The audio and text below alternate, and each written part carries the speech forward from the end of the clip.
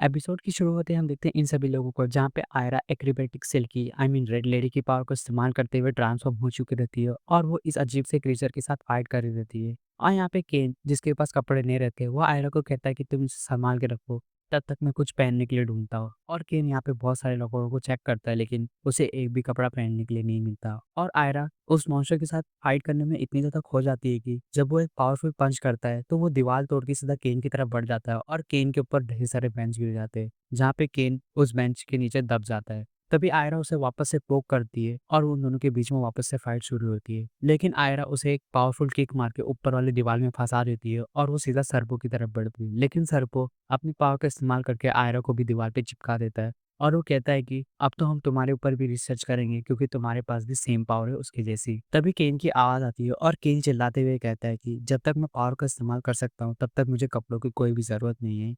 केन यहाँ पे डिसाइड करता है कि वो बिना कपड़ों के ही लड़ाई करेगा। तभी वहाँ पे बाकी से भी सरपोस आ जाते हैं और वो तीनों अपनी पावर का इस्तेमाल करके उन दोनों को डाउन कर देते हैं और वो दोनों यहाँ पे अनट्रांसफॉर्म हो जाते हैं। तभी वो मॉन्स्टर अपने आप को फ्री करके सीधा केन के ऊपर हमला करने लग जाता है। तभी केन को ये चीज देखकर गुस्सा आता है और केन उस ग्रेविटेशनल फोर्स को तोड़कर उस मॉन्स्टर के ऊपर एक पावरफुल हमला करता है, जिसकी वजह से वो मॉन्स्टर वापस से अधमरा हो जाता है और केन भी बिल्कुल हिल नहीं पाता। तभी वहाँ पे मोमो आ जाती है और ये चीज देखकर उन सभी के ऊपर गुस्सा करती है और वो केन को कहती है कि देखा, मैंने कहा था अगर तुम इस लड़की के साथ घूमते रहोगे तो तुम किसी ना किसी मुसीबत में जरूर फंसोगे।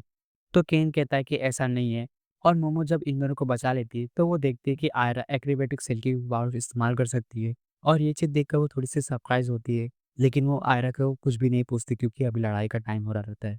और यहाँ पे मोमो इन दोनों के पावर को सप्रेस करती है ताकि ये दोनों अच्छे तरीके से लड़ पाए और ये दोनों सबसे पहले उस मेंटिस वाले दिखने वाले पर्सन को डाउन करते। तभी वहाँ पे कुछ तो अजीब सी चीज़ होती है क्योंकि वहाँ पे एक पानी का वेव आता है और पूरे स्कूल को पानी के अंदर कन्वर्ट कर देता है और ये चीज़ देखकर मोमो थोड़ी सी टेंशन में आ जाती है। तभी हम देखते हैं वो अजीब से दिखने वाला क्रीचर जिसे कि ये कहते हैं और इसे हम मॉन्स्टर ही बोलेंगे क्योंकि ये बोलने में थोड़ा ज़्यादा आसान है। और वो मॉन्स्टर वहाँ पे आते ही सबसे पहले एक सर्पो को डाउन कर देता है और ये चीज़ देखकर ये लोग एकदम शॉक में आ जाते हैं और यहाँ पे सीधा स्विम करते उससे थोड़ा सा दूर जाने लग जाते हैं, लेकिन वो मेंटिस पानी के नीचे से अटैक करता है और आयरा को ऊपर वाले फ्लोर पे भेज देता है और ये चीज़ देखकर वो लोग और भी ज़्यादा टेंशन में आ जाते हैं। और वो मेंटिस नीचे से लगातार मोमो और केन के ऊपर अटैक कर रहा था, लेकिन वो ज़्यादा देर तक अटैक नहीं कर पाता क्योंकि उसे सांस लेने के लिए पानी के ऊपर आना पड़ता है और वो सांस लेने के बाद वापस से पानी के नीचे जाके इन दोनों के ऊपर अटैक करता है। तो ये दोनों उसके अटैक से बड़ी मुश्किल से डॉज करते और एक जगह पे ये दोनों रुकते हैं जहाँ पे मोमो केन के ऊपर गुस्सा करते हुए कहती है कि मैंने तुमसे कहा था कि तुम उस लड़की से दूर रहो, लेकिन तुम उस लड़की के साथ मेकअप कर रहे थे। तो केन उसे समझाते हुए कहता है कि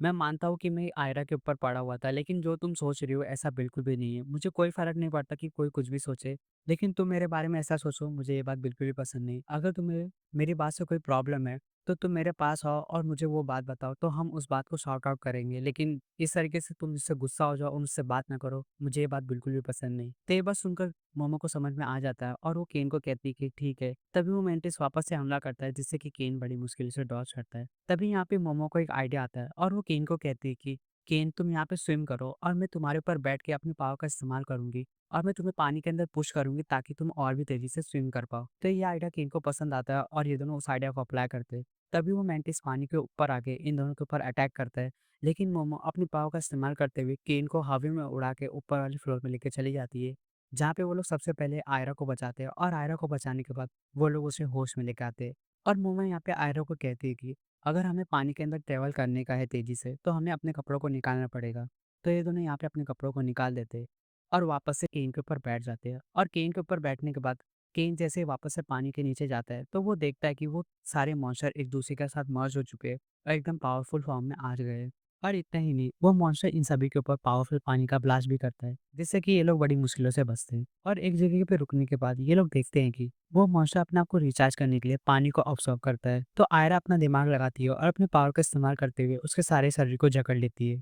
और इतना करने के बाद वो उसके ऊपर हमला करने के लिए जाती है, लेकिन वो मॉन्स्टर मेंटिस के पावर का इस्तेमाल करता है और उसके ऊपर एक पावरफुल पंच मारता है जिससे कि आयरा उससे दूर चली जाती है। लेकिन मोमो और केन उसे जाके बचाते हैं और मोमो उससे पूछती है कि क्या वो ठीक है, लेकिन आयरा की हालत थोड़ी सी खराब रहती है। तो केन यहाँ पे घबराते हुए कहता है कि अगर इसी तरीके से चलता रहेगा तो वो लोग जीतने वाले नहीं है क्योंकि वो पावरफुल पानी का ब्लास्ट भी कर रहा है और साथ में वो मेंटिस के पावर का भी इस्तेमाल कर रहा है। तभी मोमो को यहाँ पे दिमाग में एक आइडिया आता है। तभी वहाँ पे वो लोगों को एक पंच पड़ता है जिससे कि वो तीनों एक-दूसरे से अलग हो जाते हैं और मोमो की जैसे ही यहाँ पे आँख खुलती है तो वो देखती है कि वो मॉन्स्टर उसके सामने खड़ा रहता है और वो मॉन्स्टर कहता है कि हमें सबसे पहले तुम्हें ही मारना पड़ेगा क्योंकि तुम सबसे ज़्यादा खतरनाक हो इन दोनों में से। और वो इतना बोलकर मेंटिस के तरीके से हमला करने की कोशिश करता है। लेकिन मोमो यहाँ पे एक एयर ब्लास्ट करती है जिसकी वज़ह से उसका पूरा शरीर टूट जाता है और मोमो उसे समझाती है कि ऐसा कैसे हो गया। मोमो से कहती है कि अगर मेंटिस पानी के नीचे रह के ऐसा अटैक करेगा, I mean full stand attack करेगा, तभी उसका अटैक काम करेगा। लेकिन वो अगर पानी के बाहर आने के बाद अगर ऐसा कटेगा,